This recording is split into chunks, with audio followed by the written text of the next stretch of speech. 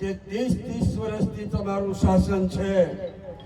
આજની તારીખમાં તાલુકા, જિલ્લા પંચાયત, નગરપાલિકા, મહાનગરપાલિકાની ચૂંટણીઓની અંદર એવા તો તમે શું કર્મો કર્યા છે તમારે જનતા સમક્ષ જઈ નથી શકતા.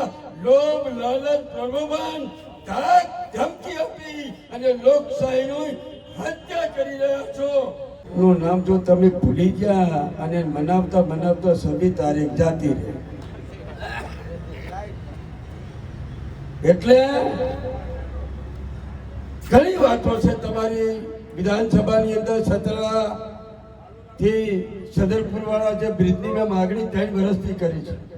મુનેઠા જિલ્લા પંચાયત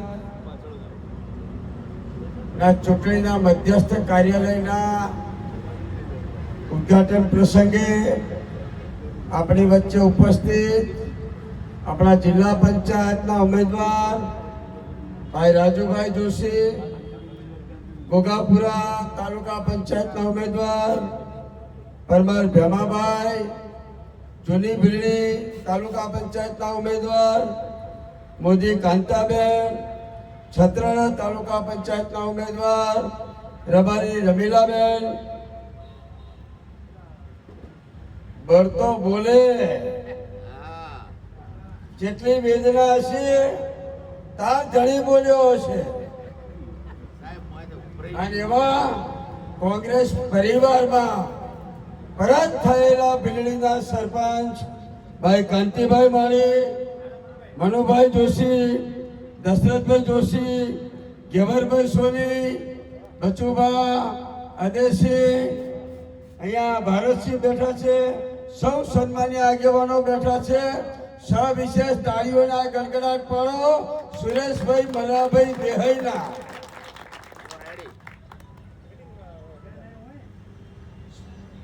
એટલા માટે કે ઉમેદવાર સુરેશભાઈ મલાભાઈ દેહાઈ ફાઇનલ હતા. ઉપરથી મને ફોન આવ્યો કે રાજુભાઈ ને લડવું છે, પણ રાજુભાઈ એમ કે છે કે મારા રાઠોડો, મારા રબારીઓ અને મારી 18 આલમ કોંગ્રેસનો આગેવાન મને સ્વીકારે તો જ મારે લડવું છે.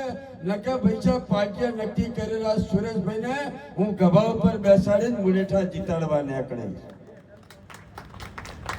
આ રાજુભાઈ ના છે.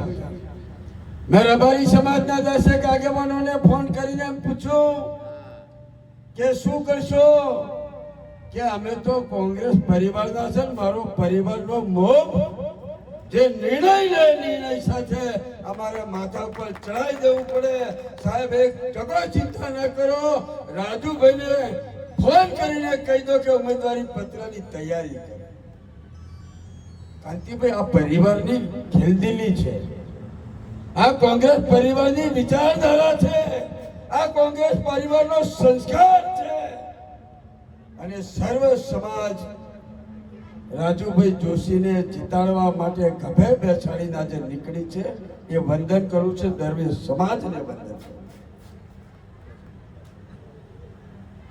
સમય સૌ સંકલન કરનાર સૌ આગેવાનોને વિનંતી કરું છું, 26 તારીખ ચૂંટણી ન પતે ત્યાં સુધી કોઈ ફુલાર નહીં. એક દીકરી આવી કંકુ તિલક કરી સન્માન કરવું.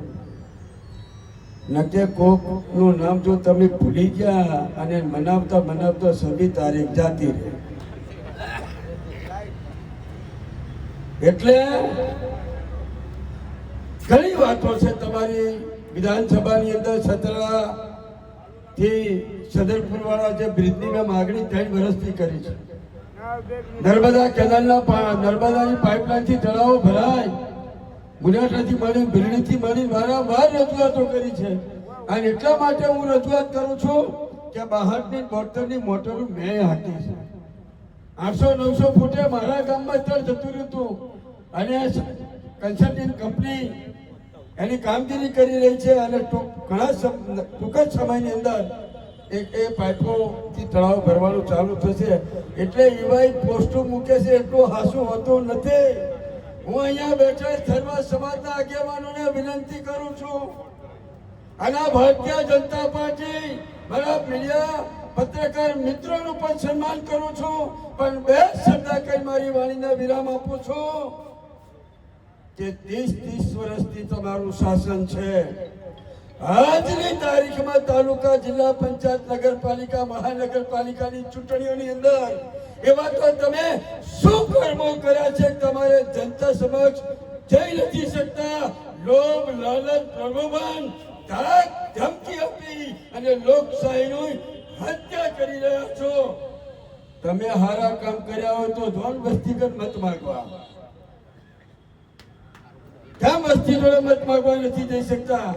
ઘણી વાતો કરીશું, પણ કાંતિભાઈ તમને કોંગ્રેસ પરિવારમાં સન્માન ભાવ કરું છું અને ખાતરી આપું છું કે ભારતીય જનતા પાર્ટીના ઈશારે જિલ્લાના પ્રશાસને બાબા સાહેબના બંધારણના મૂલ્યોનું જતન કરી અને કંઈ પણ જો અડાવડું મારા કોંગ્રેસના એક કાર્યકર ઉપર જો કર્યું છે તો ચૂંટણીની જગ્યાએ રહેશે ગાંધી સીધા માર્ગે અમે હક ને અધિકારની લડાઈ લડવા નીકળીશું.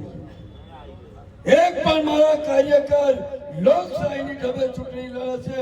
અરે ચૂંટણીઓ તો લડાય ગોળ ધડક પતાહા વેચી ધાક ધમકીઓ આલી ચૂંટણીઓ ના લડાય મારા બાપ. તમે સારા કામ કર્યા હોય તો 18 અલમ જોડે જાઓ, ગોળ ધડક પતાહા લઈને જાઓ. એ રીતે ચૂંટણીઓ લડાય. કોઈ કર્મચારીને ધમકી આપી, કોઈ સરપંચને ધમકી આપી, કોઈ મારા કાર્યકરને ધમકી આપી, ધમકી કોઈ ખમે નહીં. એ કોણ 48 વર્ષની પાર્ટી છે, કાલ બપોરની નથી. એટલે આપ સૌ અહીંયા વિશાળ સંખ્યામાં ઉપસ્થિત થયા છો. રાજુભાઈનો પરિચય તો મારે ના આપવાનો હોય. ભૂખ્યાનું પેટ ઠારે ની ધણી છે. ભૂખ્યાનું પેટ ઠારે ઈ ધણી છે. અને આપણે બધા અહીંયા જે બેઠા છીએ બ્રાહ્મણ તો આપણા સૌના માટે વંદનીય અને પૂજનીય છે. અને બ્રાહ્મણનો દીકરો જ્યારે ખોળો પાથરે ત્યારે તો તમારે મારે આમ નૃત્યના શેડા ઊંચા કરીને નીકળી જવું પડે. દરબાર ગુડેઠાની અંદર એક મત ના બગડવા જોઈએ હતું બા. ભીલડીની અંદર તો ખાતરી આપી છે કાંતિભાઈએ. ગુડેઠાના દરબારમાં બેઠા છે સુરેશભાઈ. ગદનીપુરમાંથી એક મત ના બગડે અને વારા અને બોડા હું જાતે જઉં છું, સત્રાને જઉં.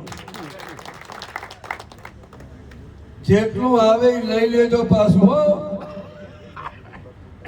એમાં એ આપણું જ છે. ભ્રષ્ટાચાર કરીને ભેગું કરેલું છે એટલે એમાં કઈ શરમ ના રાખતા. પણ સોગંદ ખવડાવે તો કહેજો કે તમે આટલા હાલો છો એના ડબલ હું હાલું અને તમે સોગંદ ખો કે કોંગ્રેસને વોટ આપશો. જોજો 1 મિનિટ તમારા કની ભાઈ ઉભા રહેતો. હા, એની નસ હું પારખી ગયો છું.